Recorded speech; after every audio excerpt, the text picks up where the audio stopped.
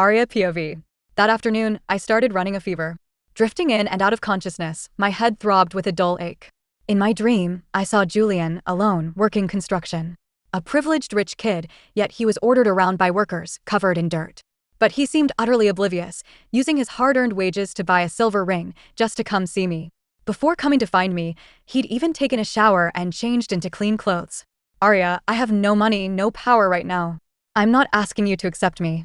But could you please not date anyone for 3 years? Just 3 years, that's all I need. I put on the ring without hesitation. Julian, I'm willing to work with you to earn your family's approval. But if one day you get tired, just tell me, and I'll walk away without a second thought. I woke up from the dream. The high fever made the allergic spots hot and itchy, like 1,000 ants crawling all over me.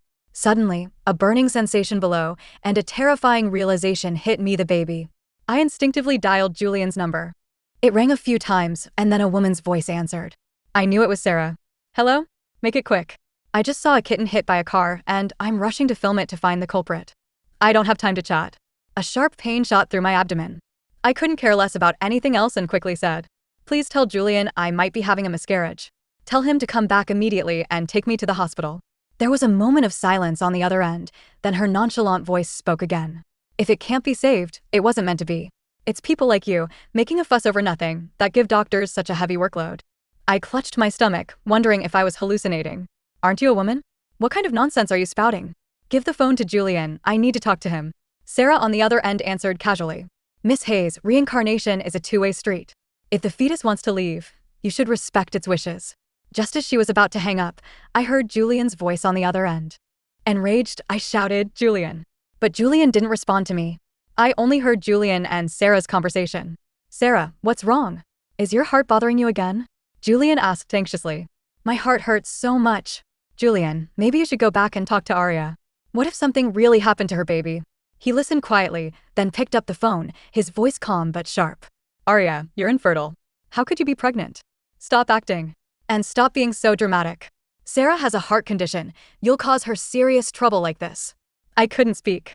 The woman on the other end kept babbling, finally just saying, I'm too busy these past couple of days, so I won't be coming back. Don't call me for such trivial matters. The phone clicked, and my heart sank deeper and deeper. I had to call emergency services myself, then ask my best friend, Brianna, to rush to the hospital to sign the papers. After the surgery, I was unconscious for 3 days and 3 nights before I finally woke up. Brianna said she'd rushed to the hospital after my call, but it was too late. The doctor said if she'd signed just 10 minutes earlier, they could have saved the baby. Then, Brianna sat by my bed, cursing that scumbag for half an hour straight before finally calming down enough to buy food. I pulled out my phone to scroll through, and less than a minute later, I saw a video Julian had reposted. The 2-minute clip showed Sarah advocating for animal welfare, urging people to cherish life. Below the video, Julian commented, expressing his full support for her philanthropic work. I gently touched my abdomen. My heart was numb with pain, leaving only a bitter irony. At Brianna's insistence, I rested for 2 more days before being discharged. When I got home, Julian wasn't back yet. I didn't care. I went about my routine of work and home. It wasn't until the evening of the second weekend that he returned home. When he walked in, I was looking for my lawyer's license. Julian said mockingly, well, look at you. Perfectly fine, aren't you? Before I could explain, he grabbed some clothes and went into the bathroom. A short while later, his phone rang in the bathroom. Even though he kept his voice low, I still heard his conversation with Sarah. Don't worry, she wasn't pregnant. Probably just being petty. Okay, whatever you say. I'll stay home tonight. Don't kick off your blanket in your sleep while I'm gone. I chuckled softly, pretending not to hear, and went about my business. We were divorced anyway. He could think whatever he wanted. There was no point in explaining. It just meant he was staying home tonight, and I'd have to find an excuse to sleep in separate rooms later. The thought of sharing a bed with him now felt utterly repulsive. Lost in thought, he walked into the bedroom and told me Sarah's interview ran into a bit of a problem. I cut him off, saying, go check on her. A flicker of unease crossed his face, but he ultimately just said, I'll be back soon.